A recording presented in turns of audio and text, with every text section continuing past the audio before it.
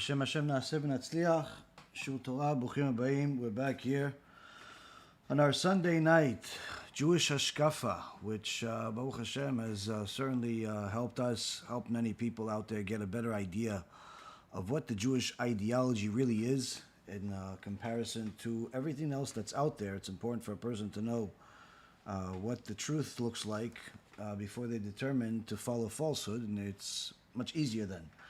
Tonight's shiur will be for the Refuah Shlema for Rav Ephraim ben Shulamit, Rabbanit Sarah bat Anat, Rabbanit Levana bat Sarah, Avi Mori David ben Nisriya, Immorality Doris bat Zora, and all of Am Yisrael, all the righteous Noahides that continue to watch our lectures, support the organization with everything they can, and BeEzrat Hashem, continue to grow what we're doing, Baruch Hashem. Just as a reminder to everybody, tonight we announced the location of the venue that will have the lecture, the live lecture we're having here in South Florida on January 10th. It's going to be at the Bonaventure Resort. We've had several lectures over there in the past. Baruch Hashem, everybody enjoyed it over there, and we're looking forward, now that they've renovated the whole place, we're looking forward to seeing what developments they have, and I'm sure that everyone's going to enjoy. Anyone that wants to get rooms over there and things like that, you could just simply contact the resort directly. I'm sure they'll be happy to accept your business.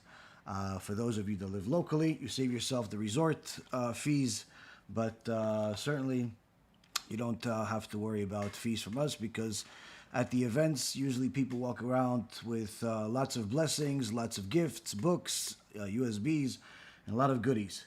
Baruch Hashem. Aside from that, tonight it's the last day of the Gregorian calendar. So for tax purposes, anyone that makes a donation tonight will still be counted for the year 2023.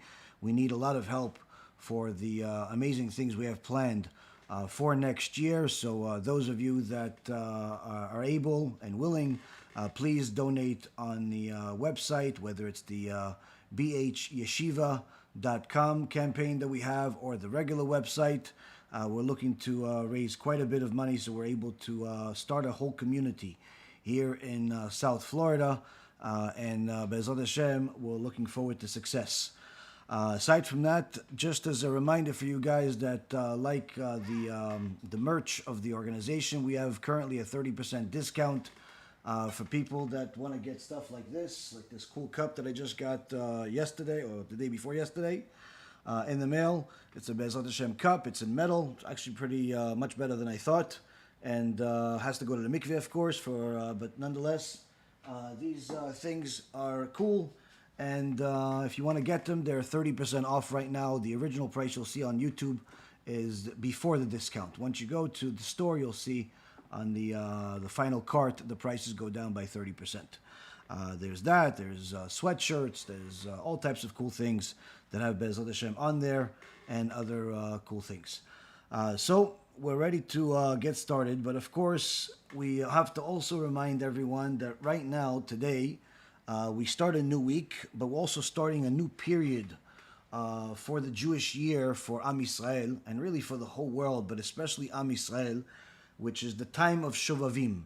The time of Shovavim is the time where it's an auspicious time to do Tikkun Brit. And I don't believe there's any organization that has done as much in this particular avenue in the English-speaking world as our organization, whether it's the film Tikkun Brit, that has certainly helped countless people do tshuva, both Jews and Gentiles, or the hundreds of lectures that we've spoken about this topic. The Tikkun Brit, it's not just stopping it, it's staying away from immorality altogether, whether it's immorality with self or immorality with other people, without getting the proper education. No filter in the world is going to help you.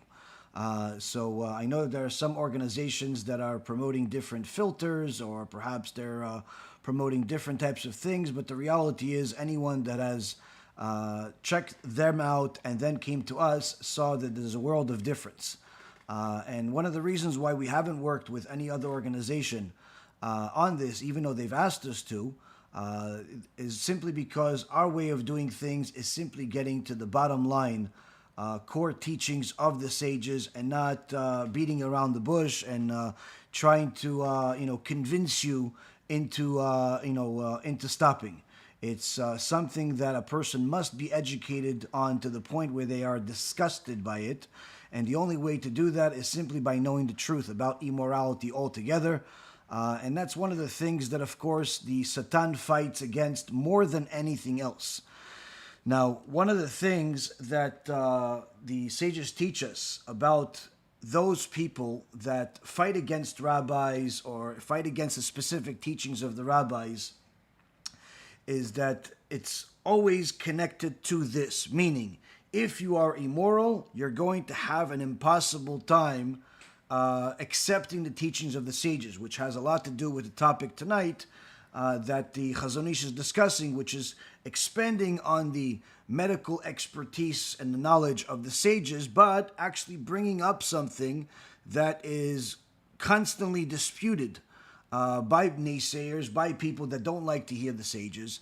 And one of the main reasons of why people go against the Torah is because their soul is impure. Their soul is full of things that, full of spiritual damage they've caused themselves due to immorality.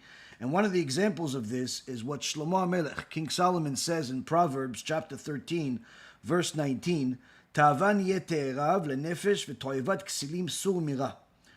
Translation, lust broken or lust overcome is sweet to the soul, but turning from evil, meaning doing tshuva, is an abomination to fools. So Rashi, 900 years ago, clarifies this and says, fools detest the very idea that they should give up their wickedness. In so many words, what Rashi is telling us here is that when somebody is spiritually stupid, we're not talking about fools like someone that doesn't know how to add 1 plus 1. We're talking about people that are spiritually stupid, people that are so connected to their immorality, whether it's immorality of a man, immorality of a woman, whether it's with himself or herself, with other people, promiscuity, all of these LGBTQ and other acronyms they add to themselves every week. All of these types of things create a spiritual stupidity unlike anything else. Unlike anything else. And what ends up happening is that these are the very same type of people that reject the teachings of the Torah and the sages more than anybody else. Why? As Rashi clarifies, they detest the idea. They hate it. They hate the fact that you're even telling them they need to change, because that means that they're wrong. That means that their whole mentality, their whole ideology is wrong. That they have to control themselves is simply not something that they can comprehend or accept. And therefore they reject any type of teachings that will tell them they have to control themselves, would tell them that they have to be, honest with their spouse. They would tell them that they actually have to have a spouse, and so on and so forth. Now, the Gaon Vilna, about 200 years ago, he interprets this slightly differently, where he says that this great feeling that that Shlomo HaMelech is first referring to, of how when you break a desire and feeling sweet to the soul, this is specifically referring to conquering a lust, which ends up feeling so good that he wants to continue. He wants to continue conquering it because he knows that there's nothing else that will give him this type of pleasure. And that's one of the things we learn from Pirkei Avot, the Mishnah in Pirkei Avot, chapter 2, verse 4.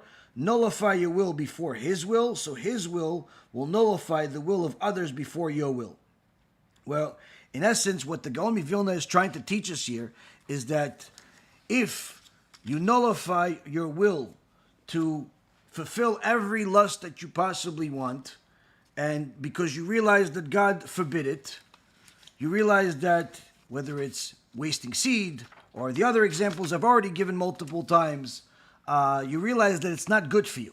We're not talking about it's not good for you just physically. We're talking about it's not good for you spiritually. We're not just talking about it's not good for you spiritually. It's also not good for you physically.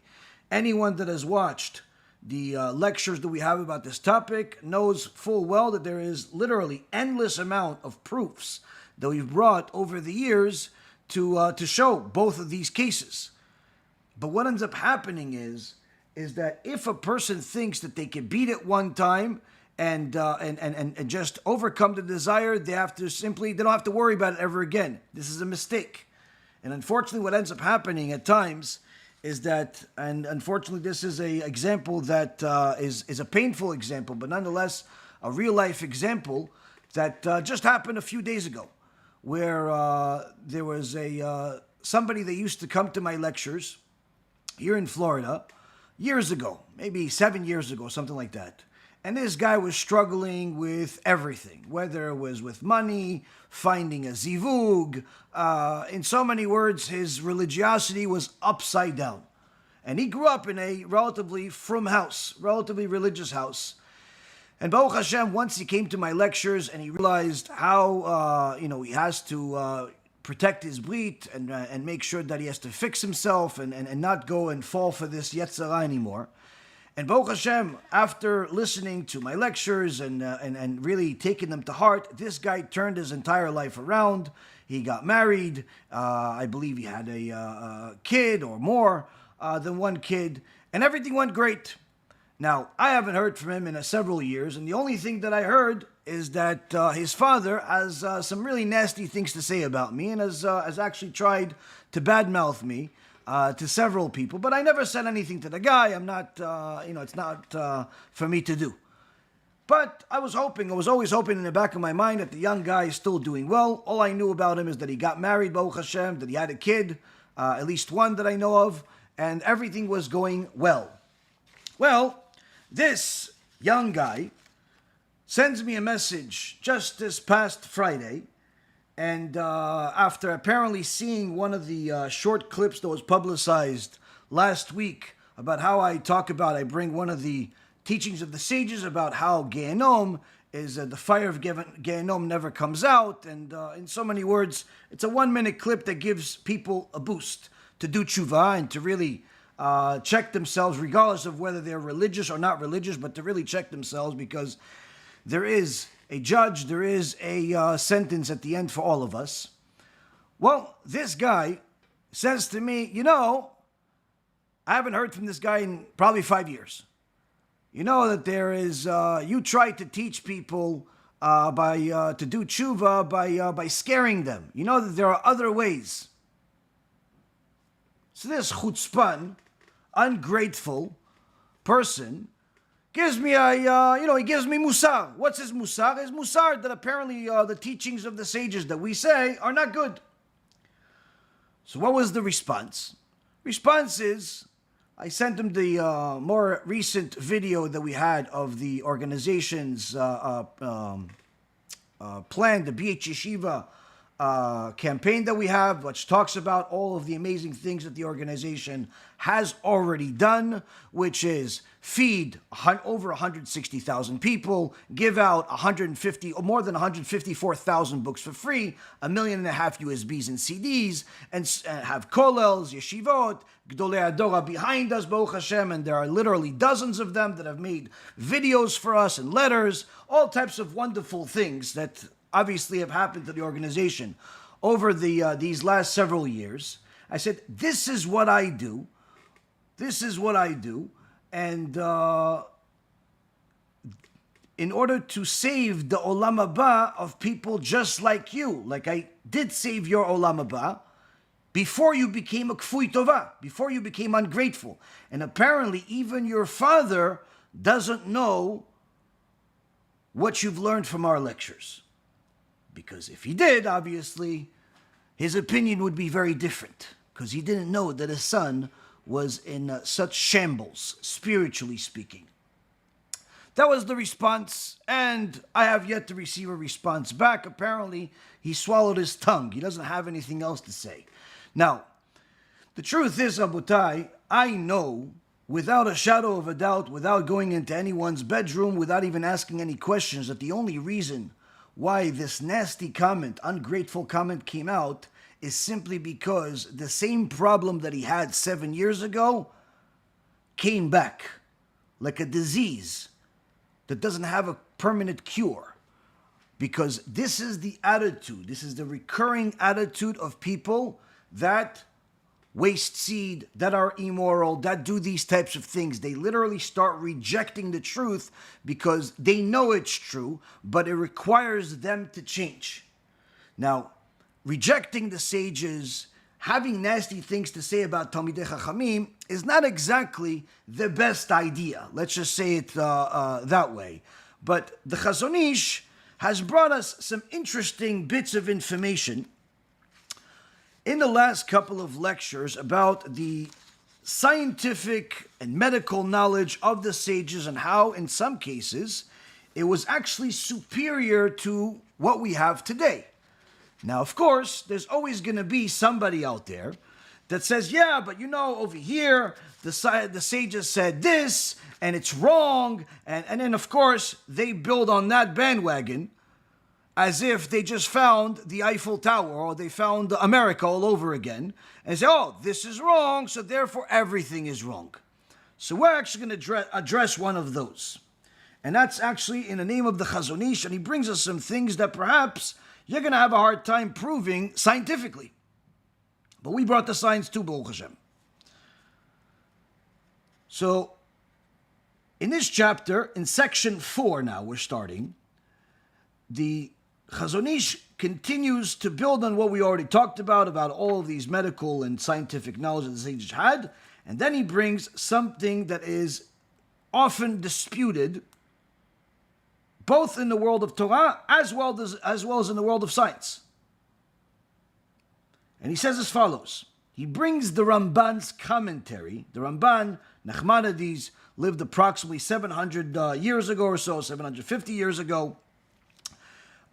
He was born when, the Rambam was passed away, left this world when the Ramban was about 6 years old.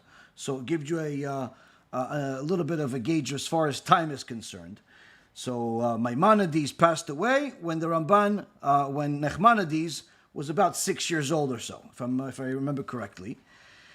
The Ramban was similar to the Rambam, a Renaissance man, a expert in philosophy, in Torah, in the Talmud, in the commentary on the Torah, in halacha, in medicine, in science. Literally, he knew it all. Of course, we have a ongoing series of Jewish intimacy, which BeEzrat HaShem we're going to get back to this Tuesday night. And he knew everything. In so many words, everything. And I don't think there's anybody out there that wrote as much and covered the entire spectrum of Torah as the Ramban did. And the Chazon Ish brings the Ramban's commentary on the book of Numbers, Bamidbar, chapter 21, verse 9. And he says, the Ramban in his commentary on Bamidbar 21:9 says that it's known in the ways of medicine that it is dangerous for anyone bitten by any poisonous animal to look at that animal or at a picture of this animal, to the point that the people bitten by a rabid dog or rabid animals, if they look into water, they will see the image of the dog or other injurious animals and will die. As it says in the Sefer Arefuot, which is the book of medicines, and is mentioned in the Gemara, in the Talmud, in Masechet Yoma, page 84a. Here, the Chazon Ish is bringing something that was mentioned 750 years ago, regarding rabies, of somewhat of a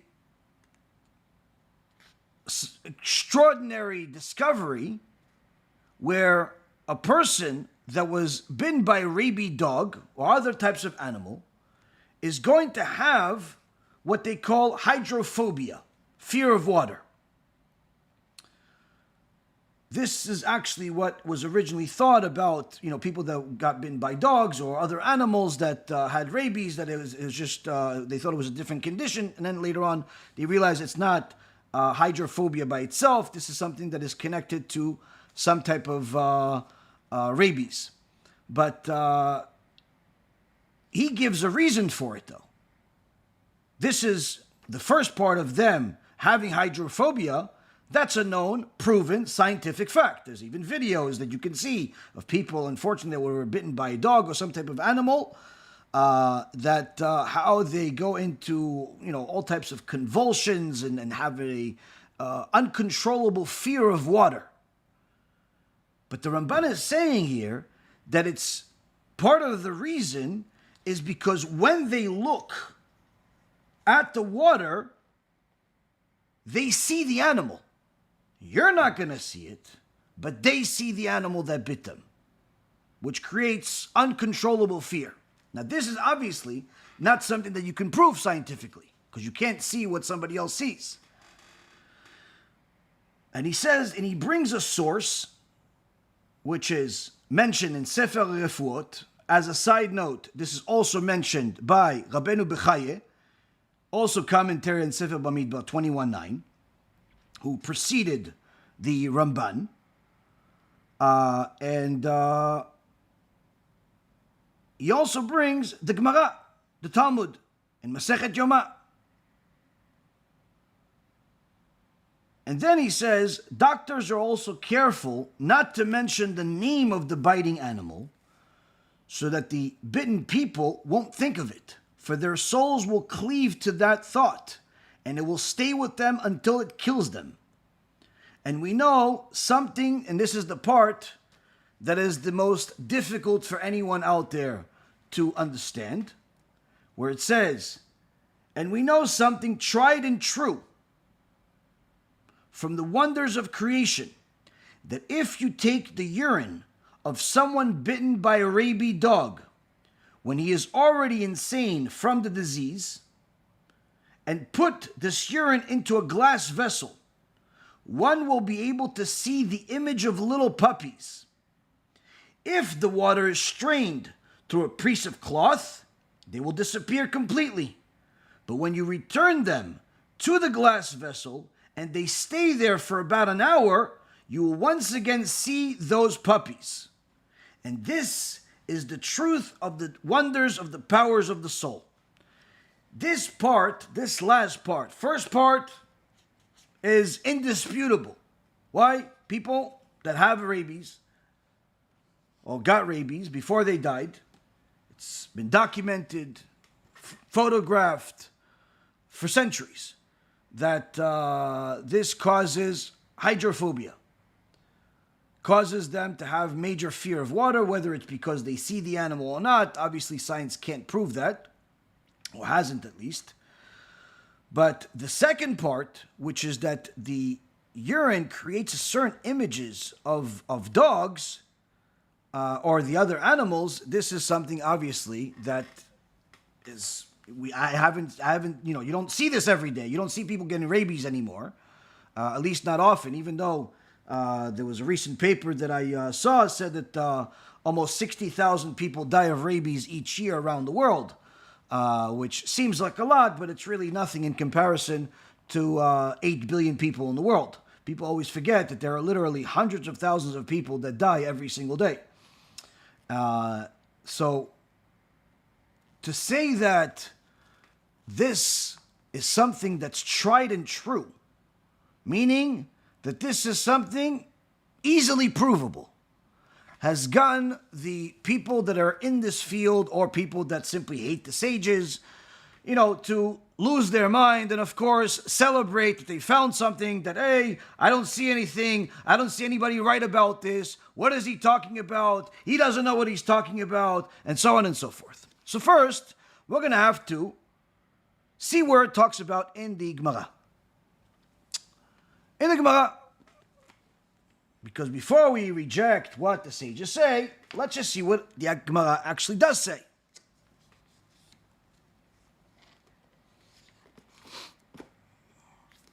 In the Gemara in Masechet Yoma, on page 84a, And it continues into 84b.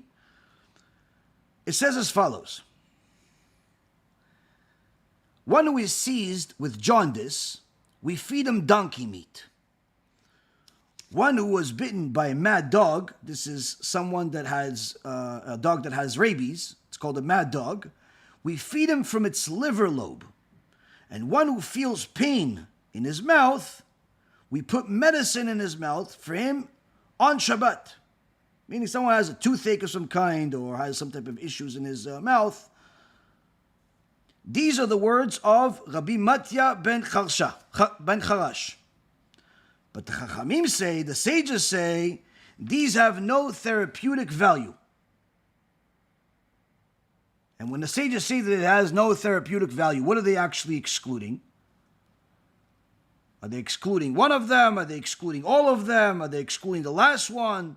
Which one are they excluding? And it's a debate among the sages. Which one is right? Which one is wrong?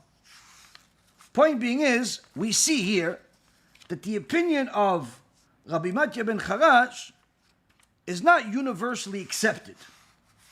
It's not universally accepted. It's not something that everyone says, okay, you know what? This is what we got at Mount Sinai. This is the truth, and that's it.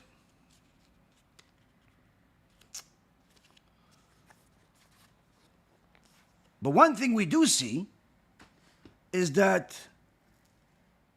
the Gemara is giving a cure for rabies. It also gives cure for something else. Now, in other parts of the Torah, just as a side note, there is a teachings that a baby that has jaundice, this I believe is in a midrash, either a midrash or the Zohar, a baby that has jaundice, usually kids, babies that are born have jaundice, which is very big issue because you have to have the Brit Milah only if the baby is healthy.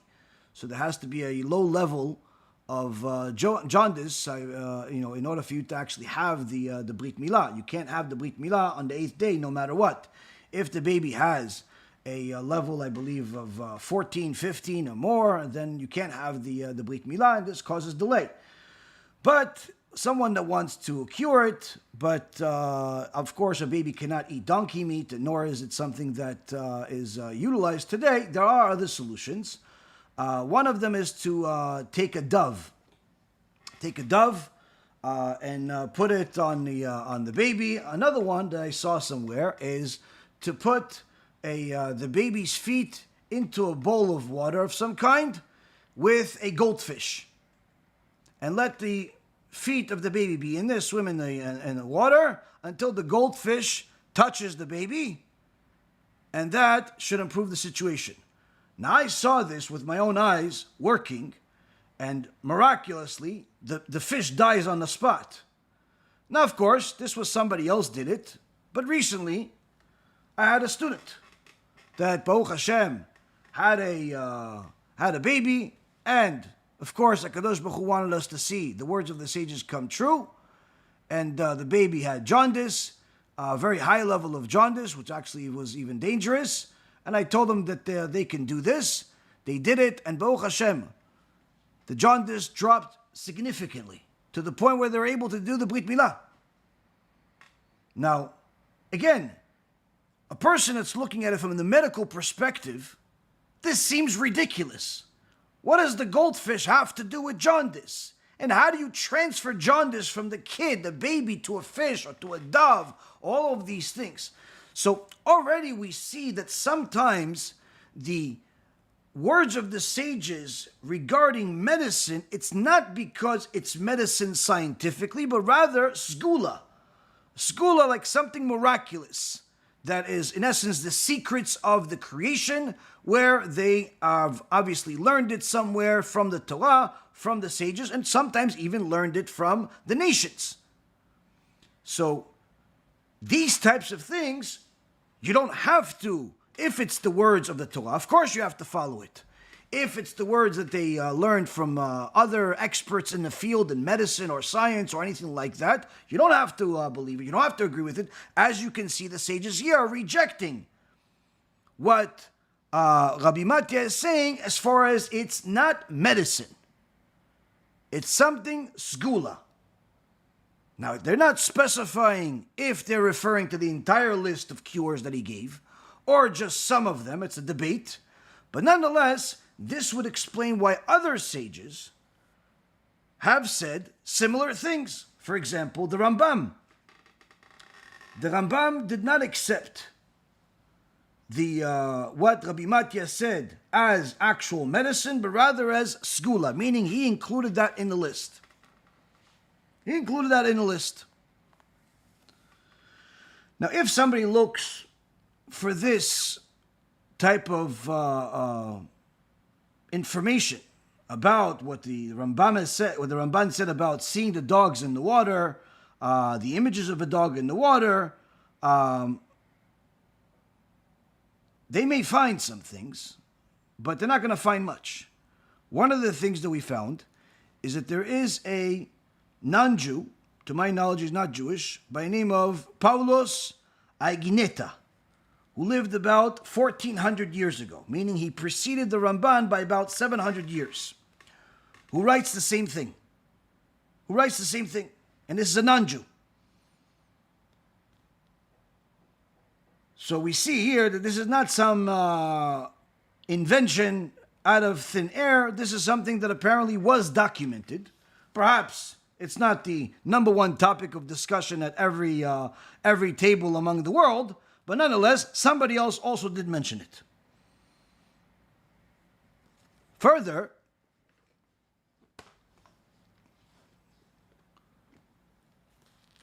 when we look at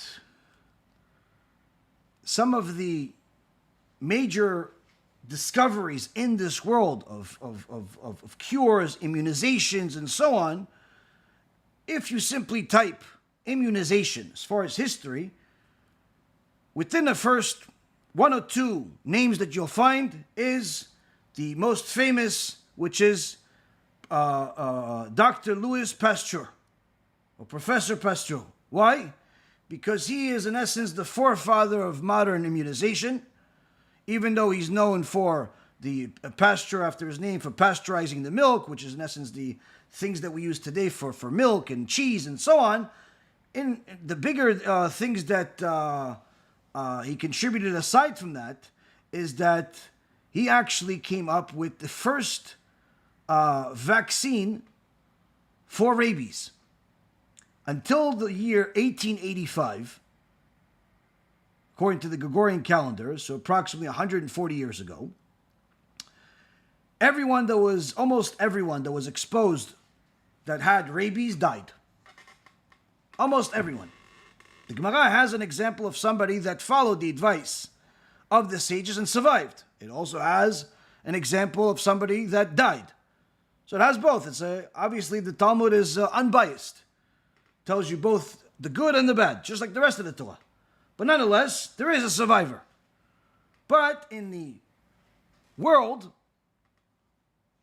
there wasn't any cure available until Louis Pasteur came up in 1885. In fact, he did something that was very controversial at the time, which he actually he tried this on a human being.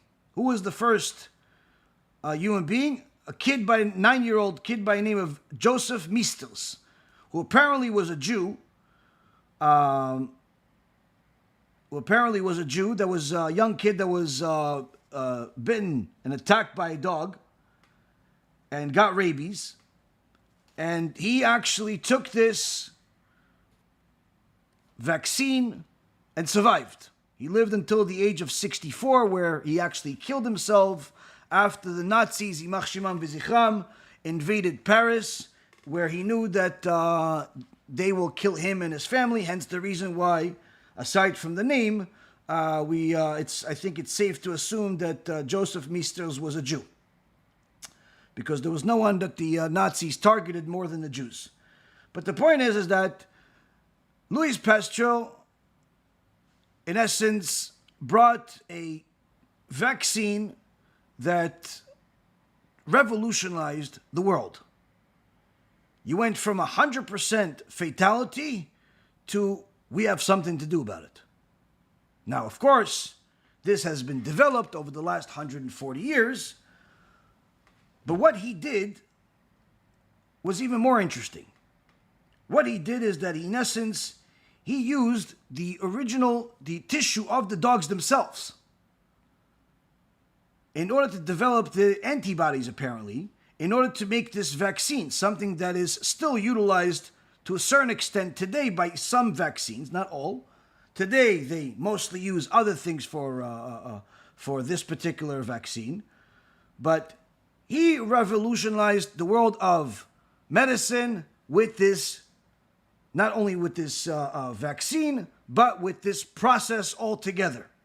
The fact that he actually practiced it on a kid without having the licenses almost got him to go to jail, but after the kid was cured, I believe it was about several days later, or 13 days later, everyone, dropped the charges and celebrated him, and pretty much he became the superhero of the world. Now, if you remember just a few moments ago, what Louis Pasteur did sounds like what the Talmud said and what the Mishnah said in Masechet Yoma. Not only in the Gemara Masechet Yoma, page 84, but also the Mishnah in Masechet Yoma in chapter 8, Mishnah number 6, where it says, if one is bit by a mad dog, they feed him the lobe of its liver. And Rabbi Matya ben Charash permits it, even if it's on Shabbat. In so many words, the Mishnah already said, use the tissue of the rabid animal in order to cure the person that has rabies. Now, as I said again, the Rambam, Maimonides, rejects this as medicine, but rather as something segula. Either way, we see that the medical discovery from 140 years ago was no discovery, but rather something that already existed.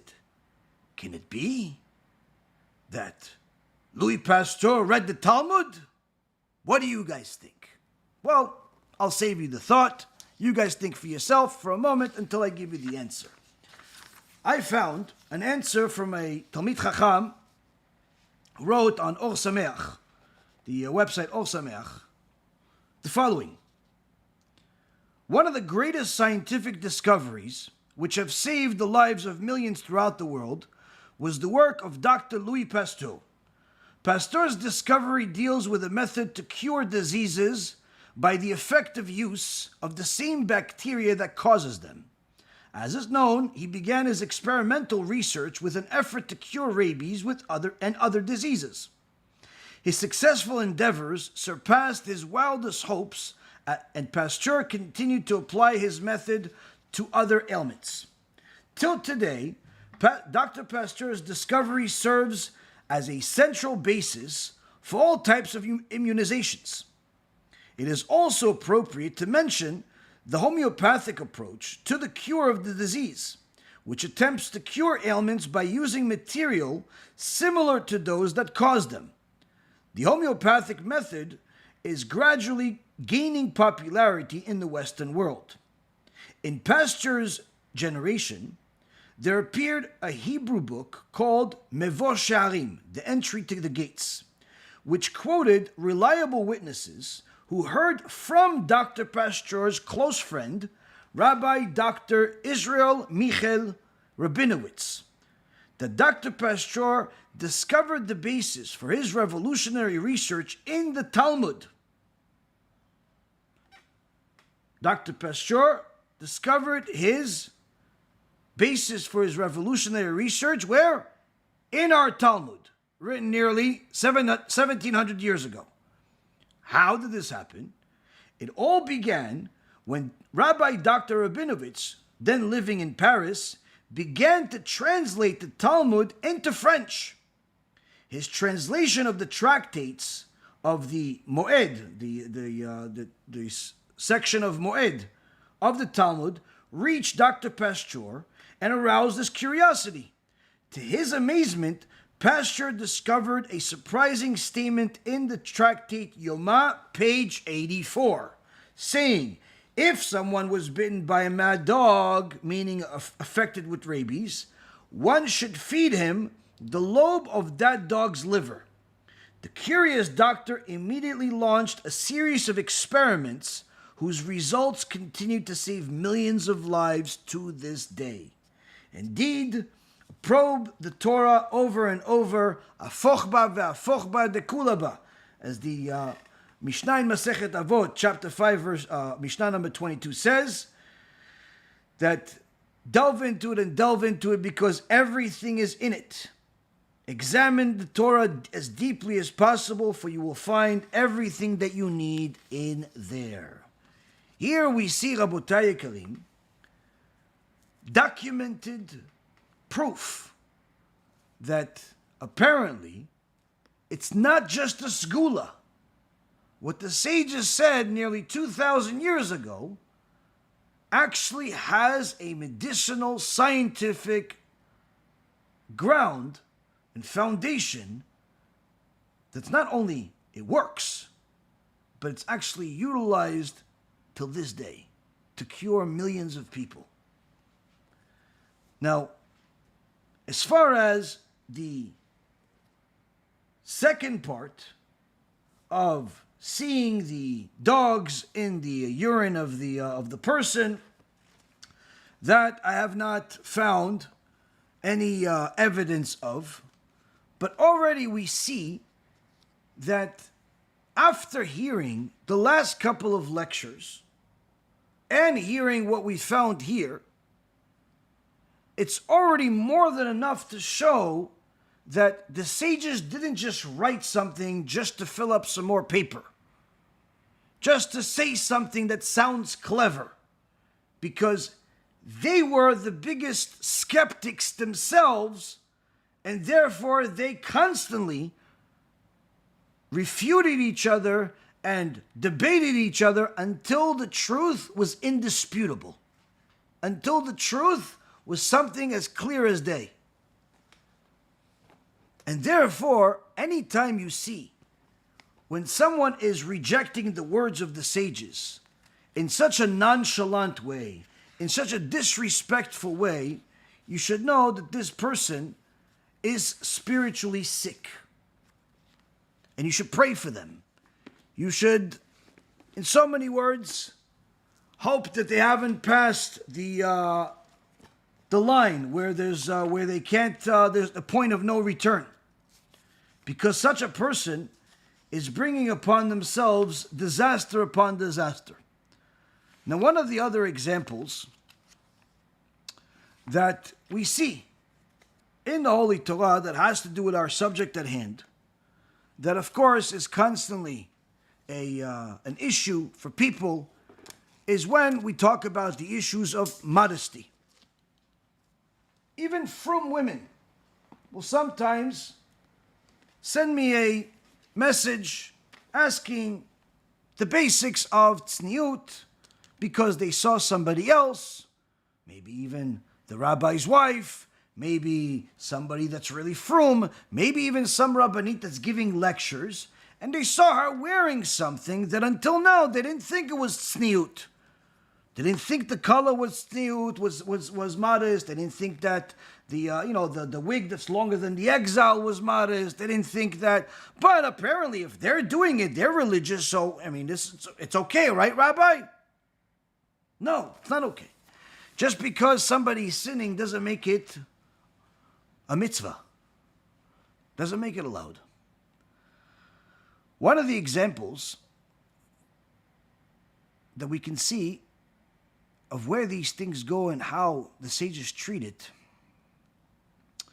is we look at the blessings in last week's Parashat Vayechi. The blessings that Yaakov gave to Yehuda. Most of the Jews in this generation are from Shevet Yehuda. The Mashiach also comes from Shevet Yehuda.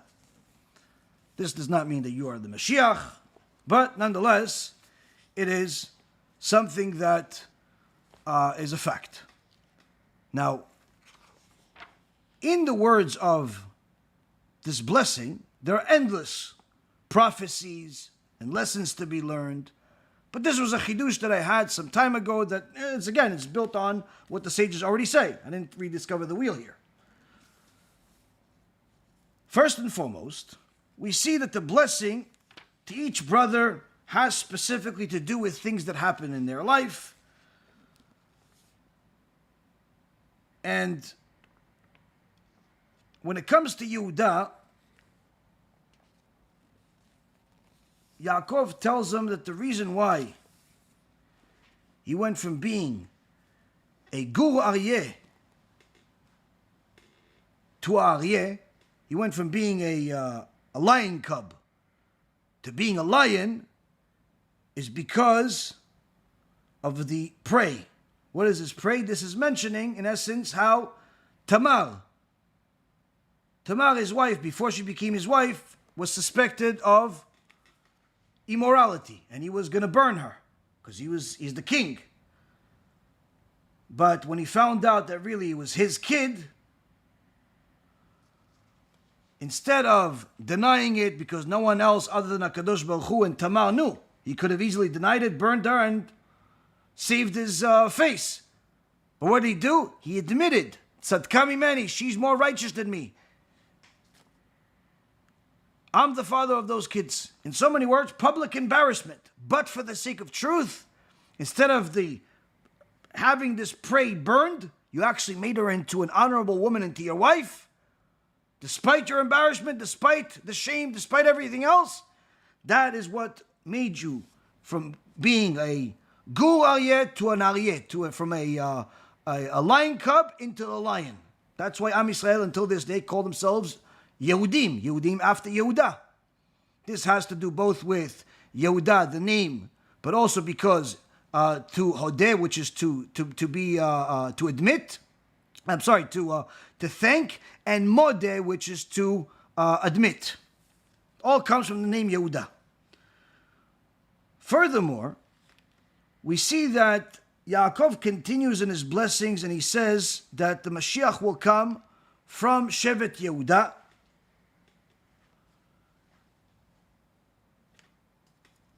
He says,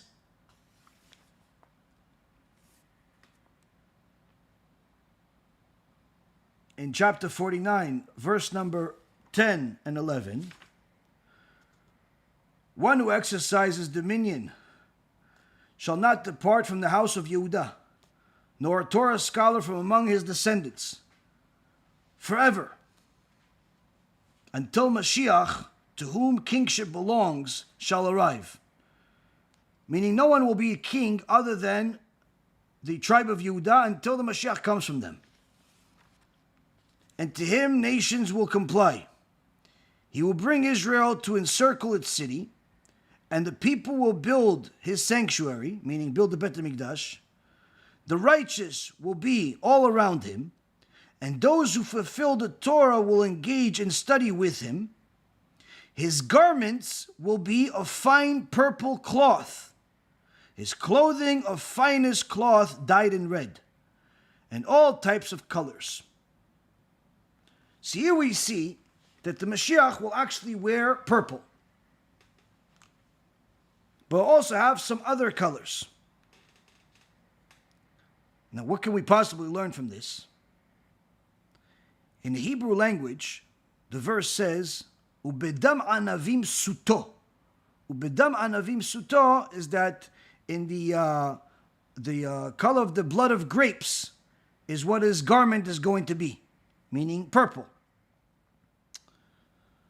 Suto, the Nefesh Hager comments on it and says, this suto also comes from the root of the word asata, which is enticement, where colored garments are called this because a woman who wears them thereby entices men to look at her. Meaning a woman that wears colorful clothes entices men to look at her.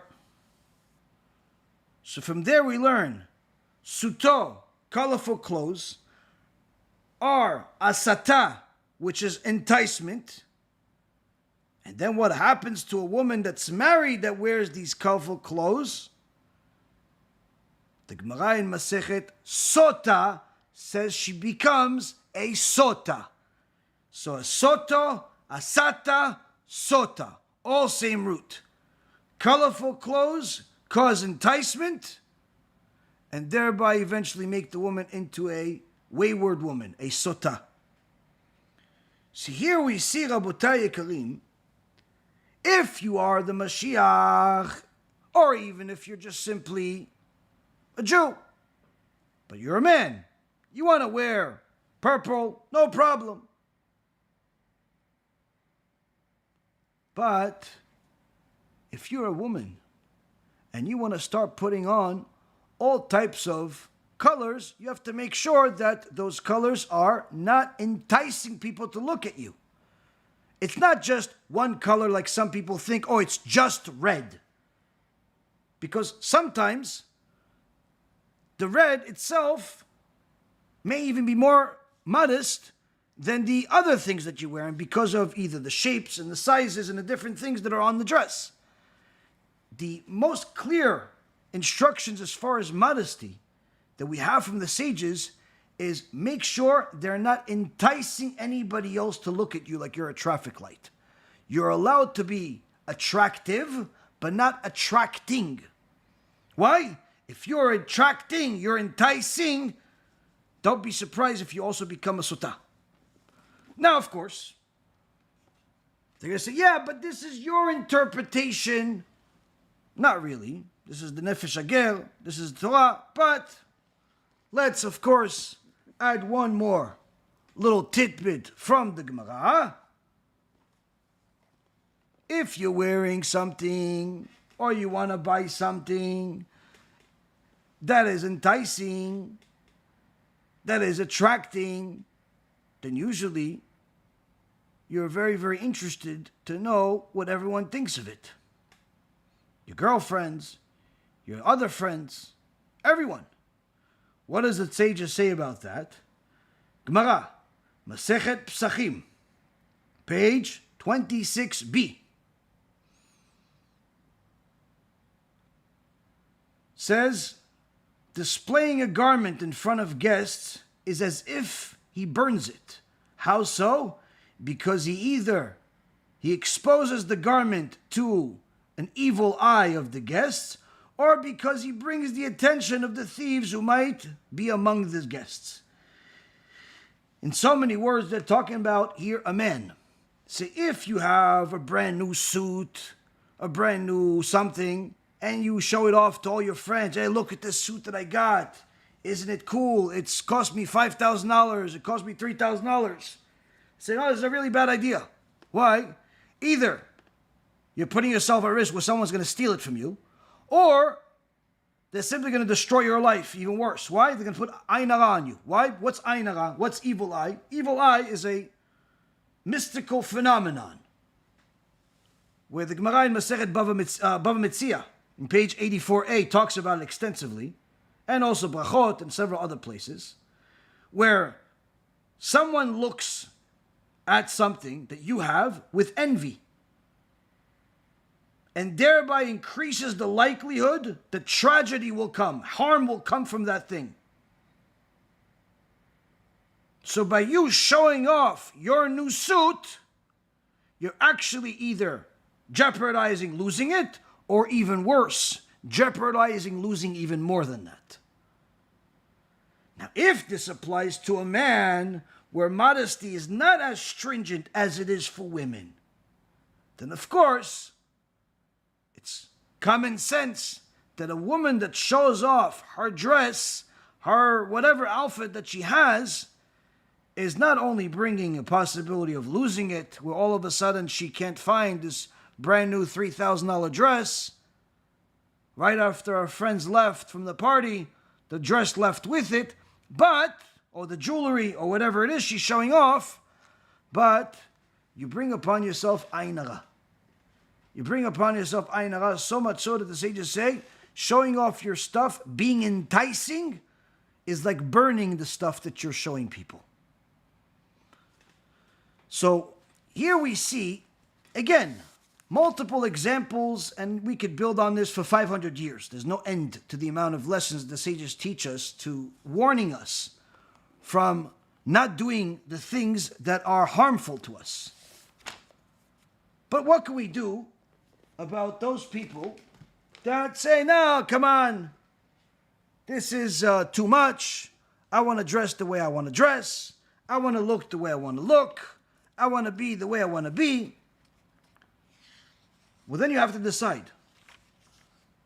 Are the sages right and you're wrong? Or are they wrong and you're right? Which in so many words means you are a heretic and you have no share of the world to come. And in so many words, you're signing yourself off as a person that's going to attend Gaon for a long time. It's only one of those two options. Either they're right and you're wrong, or they're wrong and you're right. But to say they're wrong is a problem. Why? Because you're saying the sages are wrong. You're not allowed to say the sages are wrong. Why? Because they dedicated their entire life to the Torah. And to say that they're wrong is wrong. Now, if you're going to say, no, but maybe they're not right about everything, because surely we found some medical things that they said, or science that they said that wasn't proven. I just give you an example of how that's not necessarily always the case if you really look at things. And number two, even if they brought science or medical things that are no longer applicable or haven't been proven, it doesn't necessarily negate all of the other things that they said about the Torah being 100% true. One of the most powerful books that has to do with teaching about midot, the section about anger, I've mentioned to you guys already several times over the years about it. This is a book that's read on a regular basis by many of Gdolei Israel, where there was the Stipler Gaon, Rav Ovadia. Many Chachmei Israel have said that this book is a must.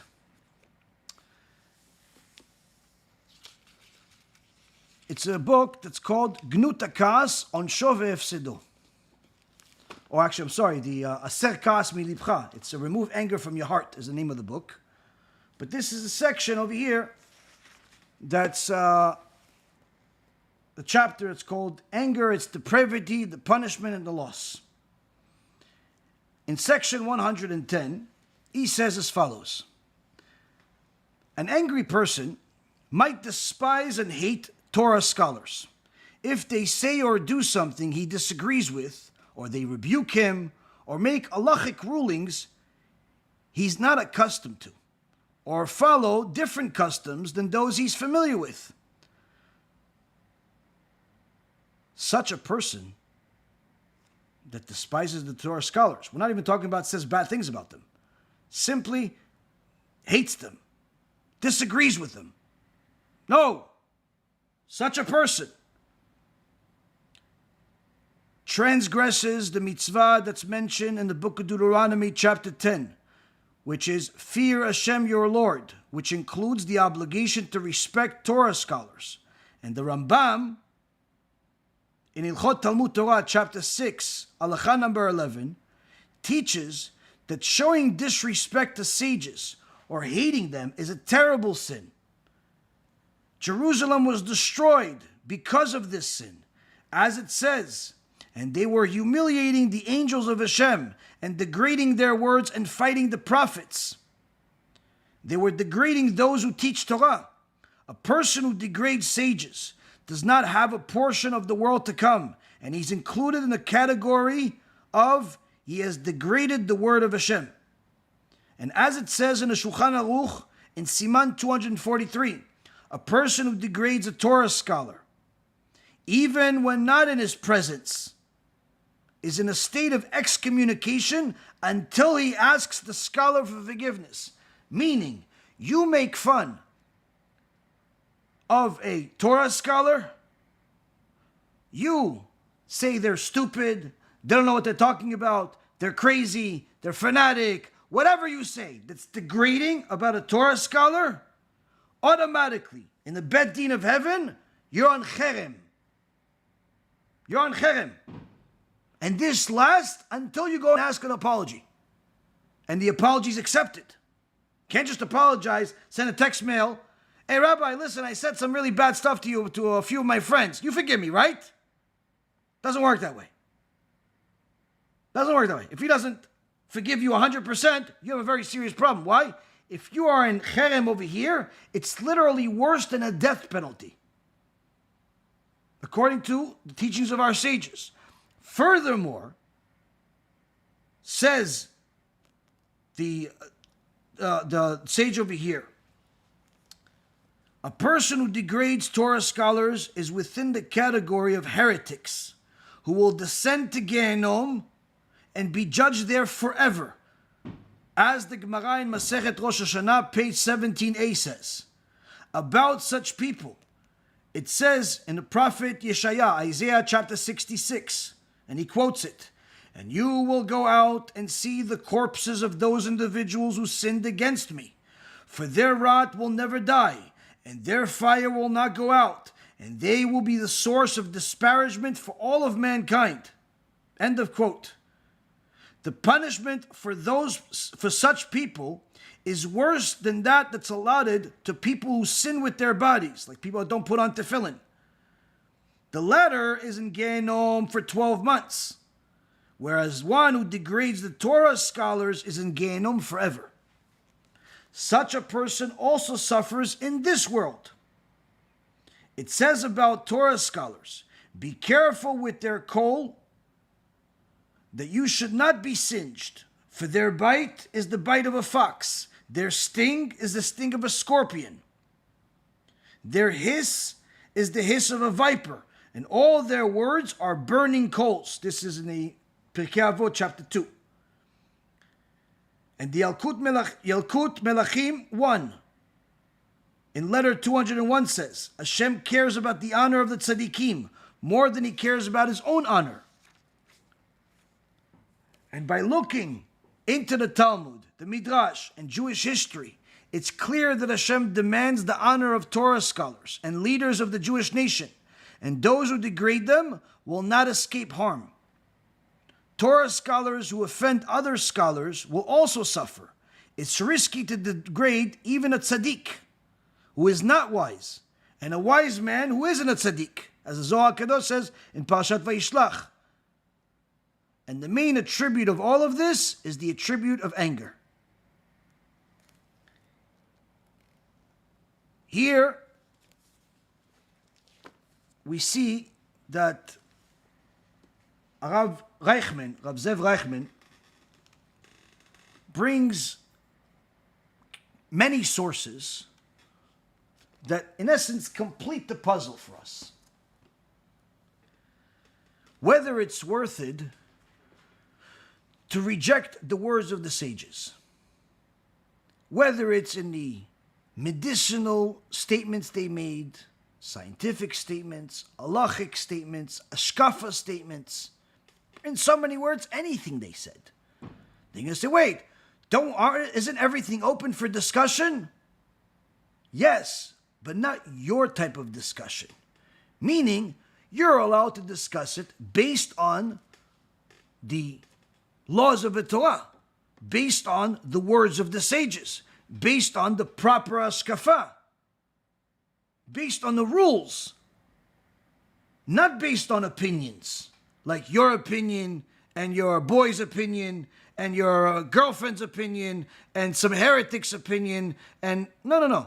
It's based on what did the sages say about this. And even if you find something that is proven wrong, let's say you do, still you have to treat it with respect the same way that the sages treated each other with respect when they disputed each other. Meaning, he paskins that ABC is allowed according to these rules, according to these proofs. A different Chacham paskins it's not allowed according to these rules, according to these proofs. When they debate each other, they're debating each other, number one, according to the rules, and number two, with utmost respect. Even if they're using harsh words, they're not using harsh words to personally insult each other. They're not using harsh words like in order to degrade each other. They're in essence defending the honor of the Torah. But just like Bet Shammai and Bet Hillel, still, as much as they fought each other and debated over the Torah, they still married each other's kids to each other. Why? Because they loved each other. And all of it was for the honor of the Torah. Now, there are some debates that, over the years, that, like, for example, people mentioned the one from the Rabbi Yonatan Eibeshitz and the Yavitz. But remember, if you don't know the whole idea, the whole history of it, don't just conclude that they hated each other. Rabbi Yonatan Eibeshitz never responded to the Yavitz. And in fact, as harsh as the words as the Yavitz said against Rabbi Yonatan Eibeshitz, Rabbi Yonatan Eibeshitz never responded and treated him with the utmost respect. And the Yavitz says so. The Yavitz himself says so.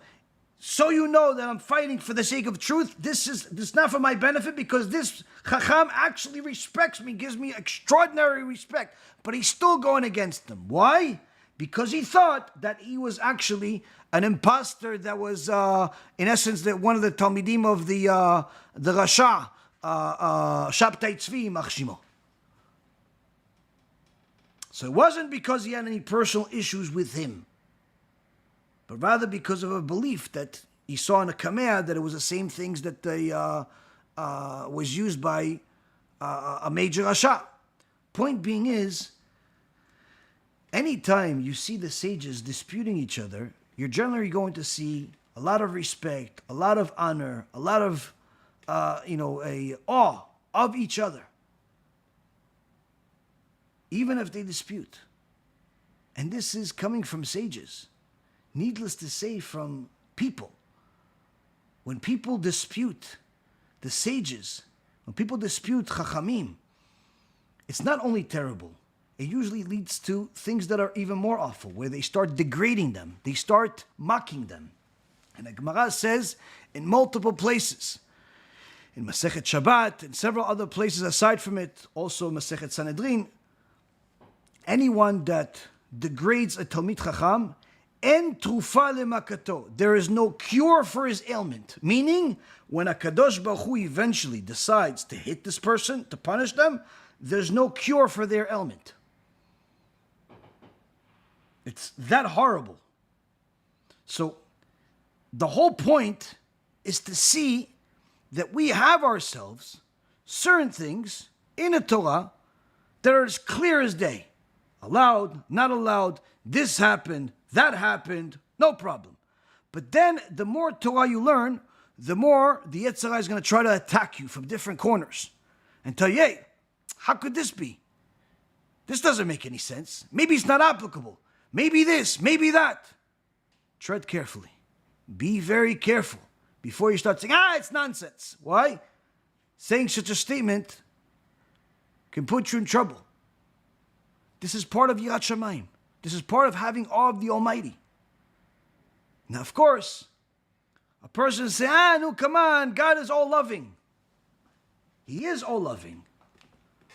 But your expression of love and his expression of love are very different. As the Navi says, in the name of HaKadosh Baruch Hu, my thoughts are not like your thoughts. Many times people read this week's parasha in Sefer Shmot, Parashat Shmot, and they see how HaKadosh Baruch Hu unveiled himself to Moshe Rabbeinu. First, there was a burning bush. that was not being consumed. Then he sees an angel. Then, in essence, he sees whatever image God wanted to show him.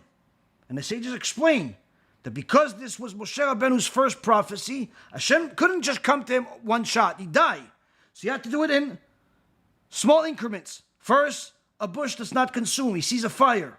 Then an angel. Then, in essence, he sees some type of image that HaKadosh Baruch Hu wanted to show him. So people see this like, oh, I want to see God.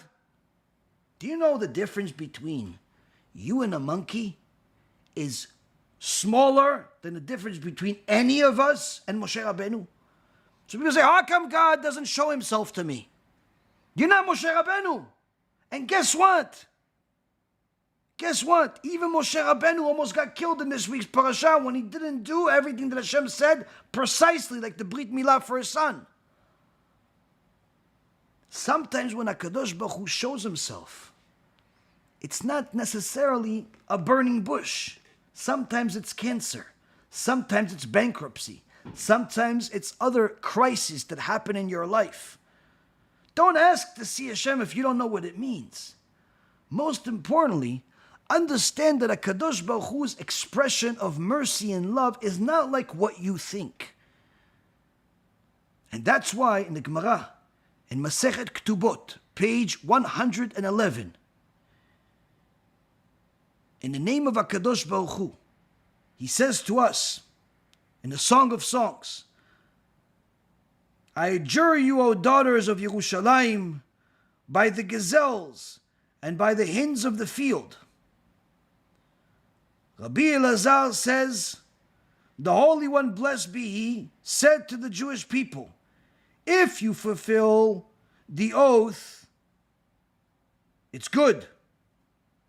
And if not, I will permit your flesh, and all will devour you like the gazelles and the hinds of the field.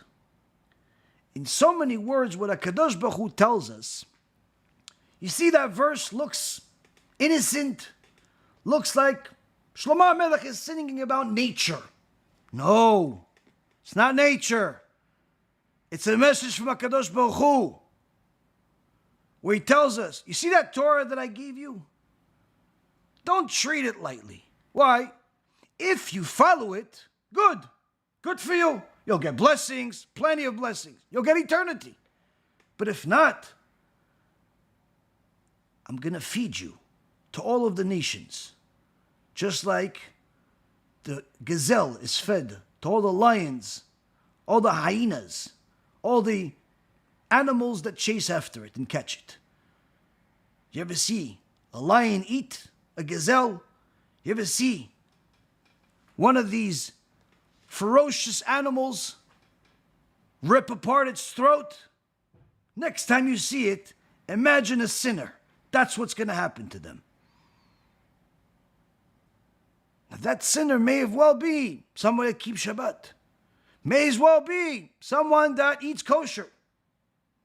But when the rabbi said something like, you have to be careful with your eyes and don't look at immorality, don't listen to dirty music, don't look at dirty magazines, don't act against the Torah. And he says, no, come on, this rabbi is just, he just scares everyone.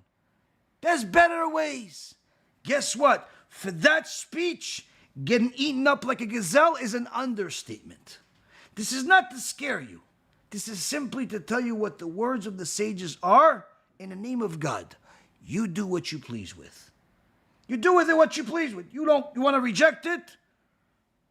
It's for you to decide. All we're doing is providing information. Because one of the things that HaKadosh Baruch Hu promised all of us, no one will leave this world without knowing that He is the Creator and this is His Torah. No one. Everyone will know the truth at some point in their life and will have a decision to make. So as someone that wants to serve HaKadosh Baruch Hu by simply being the messenger, giving you, providing you the truth on a silver platter, you have to do what you want to do with it. But don't go up there thinking that you can use the excuse, I didn't know. Because now you know. BeEzrat HaShem, this too will be a chizuk for myself, for all of Klal Yisrael, and for all of those that watch it, whether you're watching it with skepticism or you're watching it to learn, whether you're watching it as your beginning of your journey to do tshuva or simply a continuation of it. BeEzrat HaShem, you'll use this as your chizuk to start taking things more seriously, especially when it comes from the sages, from Talmidei Chachamim, from the world of Torah. Because if they wrote it, if they said it, there has to be truth in it. In fact, it's all true, even if you found someone that disagrees with it. Thank you very much for learning with me. May HaKadosh Baruch Hu bless each and every single one of you. Again, as a reminder for everyone, tonight is the last day of the Gregorian calendar. Those of you that want to get the additional benefit, aside from the extraordinary and endless mitzvah of helping us, but also have to have getting the extra tax benefit for this year, please donate on the website BeYeshiva.com or the regular websites BeEzratHashem.com or .org and all of the other wonderful websites that the organization has. We have a lot to do, Rabotai. We have a lot to do. We have a lot that we want to do. But we need as much help from the world as we possibly can get, because there's simply not enough time to just wait and wait and wait for one day something will happen. It's either now or never. I hope that all of you are as ambitious about the future of BeEzrat HaShem as we are, and BeEzrat HaShem, we will all succeed together. Bracha b'atzlacha, and BeEzrat HaShem, we'll see each other and learn together later this week.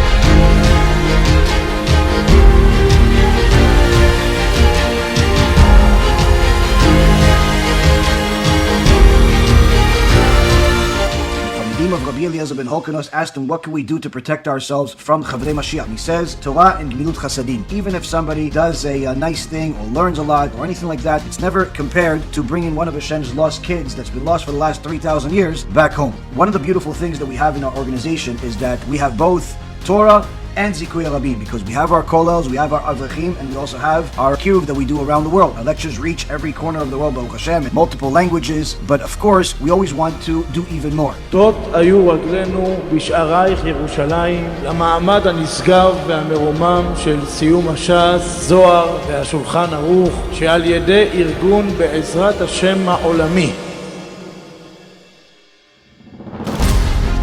יכול להיות שעכשיו אנחנו נשמע את השופר של המשיח. נמצא איתנו כאן האורח מפלורידה, יושב ראש הארגון, מזכה הרבים, הרב ירון ראובן. בעזרת השם כולנו נעשה ונצליח ונגדל בתורה ונזכה את הרבים ונעשה כבוד שמיים כמו שצריך. אתם עמלי התורה, תמשיכו, תהיו אור גדול. שמע ישראל, אדוני אלוהינו, אדוני הזדמנות שאני מברך את הרב ירון ראובן, שהוא זקן הרבים ומחזיק תורה בעם ישראל בארץ וגם בתפוצות.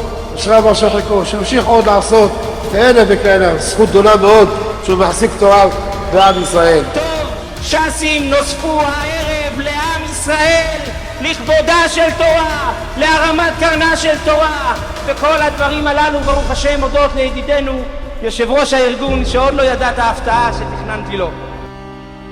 While we have kiruv work that we've done throughout the whole year, we also have the Torah that we're constantly producing more and more of, and last but not least, the chesed to feed the poor people in Israel. A very special thank you to all our amazing guests who show real Ahavat Yisrael by taking the time out of their busy schedule and sharing their ups and downs with us, all for the sake of Am Yisrael. ארגון בעזרת השם הולך לחלק מאות סלי מזון בכל רחבי הארץ. One of the big things that we have, aside from this campaign, you probably see this poster or something similar to it, is also we published some of the recent results that we have, or at least up to now, of the organization. And one of the reasons why we do this each year is because we want to make sure that our partners, our donors, our Talmidim know where their money is going. Unlike everybody else that, says a lot, does a lot, we want to show you what these results are. I can tell you from my experience and a little bit of knowledge about the whole Torah world, I don't know of anybody else, any other organization on planet Earth that produces dollar for dollar what we've produced over these last few years. This is nothing to be arrogant about. It's simply Siyata Bishmaya, Kadosh Baruch Hu helped us. We made every sacrifice that we can possibly make in order to make it happen. Producing nearly 300 films, publishing 32 books, our own books, giving out 154,000 books for free. Giving out 154,000 books is not a cheap endeavor. Anyone that wants to do such a thing has to be completely committed to HaKadosh Baruch Hu, to his children, and most importantly, to have bitachon in HaKadosh Baruch Hu and his Torah. We also have fed over 160,000 people over these last several years. Each year, during Pesach, the high holidays, throughout the year, we help a lot of people eat, help make sure that they have groceries, food, all types of things, and you guys have seen many of the videos that we've produced over the years to actually show you the people that are getting this food. You have here 160,000 people have eaten, nearly 300 Torah films. And then on top of all of it, we have 1.4 million USB, CDs, and cards that have been giving out for free. All of the work that we've done over the last 10 years on these USBs given out for free. Last but not least, 12,000 video and audio lectures available online in about 14 different languages for the world to watch for free. הרבנים, הרב ירון, ראובן, הרב אפרים כחלון, בשיר גבוה בעזרת השם, שעלו מעלה מעלה, כדי להצלחה והצלחה. זאת מוכרים מלא משאלות ליבה, בטובה ובברכה. ובכל אשר יתנו, תזכירו ויצליחו. תזכירו לעשות כאלה וכאלה, תביאו תורה להגדרה, בין והבין. ארגון בעזרת השם לקח על עצמו את אחת המטרות הקשות ביותר בדור שלנו, לתקן עולם במלכות שדי. לא להסתפק במשהו אחד, לעזור רק לאנשים מסכנים, רק לאנשים ניצולי שואה, רק לאנשים שלא מכירים את אלוקים, רק לאנשים שאין להם כלום בבית, אלא לעזור לכלל ישראל בכל מכל כל. וברוך השם, חפץ השם בידינו הצליח. למעלה ממיליון יהודים ויהודיות נעזרו על ידי ארגון בעזרת השם. רק תדמיינו לכם איזה עוצמה היה לכל אחד ואחת מהשותפים שזכו להיות כל אחד כפי כוחו ויכולתו, לאיזה תוצאות הצליחו להגיע ולאיזה תוצאות עוד יצליחו. פורים שמח על לראות את השלטים. נעלה עכשיו למעלה, תנועה קצת את האש, את הלימוד. ברוכים הבאים, אפשר לראות כאן כולם יושבים לומדים. איזה רעש של תורה, איזה רעש, איזה רעש. והנה יש פה עוד בית מדרש, וגם פה יש השם הכל עמוס.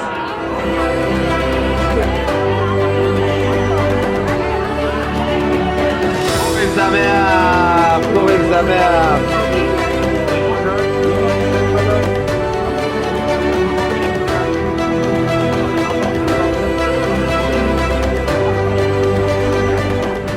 הדמיון הזה הוא לא דמיון כל כך רחוק, כי כמו שהתורה אומרת, בפיך או בלבבך לעשותו, ככה גם בדבר הזה. כל מי שירצה, כל מי שרוצה או רוצה להיות שותפים איתנו, עם הארגון הקדוש והנפלא הזה, שכל כוונתו לשם שמיים, להגדיל תורה ולהאדירה, להרים קרן התורה, לעזור לכל אחד ואחד מעם ישראל, בכל העניינים, כל המישורים, מהילד הכי קטן שצריך מטרנה וטיטולים, עד האיש הכי מבוגר שלעולם לא הניח תפילין, ורגע לפני המוות דואגים להניח לו תפילין. אם גם אתם רוצים להיות שותפים בכאלה דברים גדולים בעשייה של תורה ועבודה וגמילות חסדים, ברוך השם, ארגון בעזרת השם כאן לצדכם, לשירותכם, יחד עם כלל ישראל. כמעט 1.5 מיליון דיסקים, דיסקונקים שחילקנו, כל הדברים האלה בחינם, יותר מ-12,000 שיעורים. אז כל הדברים האלה, מתי שבן אדם רואה כמה ההשקעה שלו, אם זה בבתים, מניות, בכל מיני דברים, והוא רואה שהמניה עלתה 10% במקום אחד ו1,000% במקום שני, אז הוא מבין איפה להשקיע פעם הבאה. ואותו דבר פה, יש הרבה אנשים שברוך השם צופים את השיעורים שלנו, שיעורים של הרב אפרים, שיעורים של הרב שרבית ושאר הרבנים בארגון, ועכשיו זה הזמן להיות שותפים בדבר הגדול שאנחנו עושים ברוך השם. After somebody dies, their neshama naturally feels like it needs to be clean and like it needs to go to Gaon to go and clean itself so it could feel better after. And one of the reasons why we do this, why we show these numbers, is because we want to show everyone what we've done to give you an indication of what we can do in the future. So this is the time where we need as much of your help as possible to push yourself more than you typically do. If you typically donate a couple $100, donate $1,000. If you could afford the $8,000, $15,000, $50,000, whatever you could afford, this is the time to do it, because this is going to be the help that we have to help all of these avachim, to feed these people, and perhaps BeEzrat Hashem one day to get that building that we've been wanting to build here in the United States, to build a community. But all of these things require millions of dollars. If not now, then when?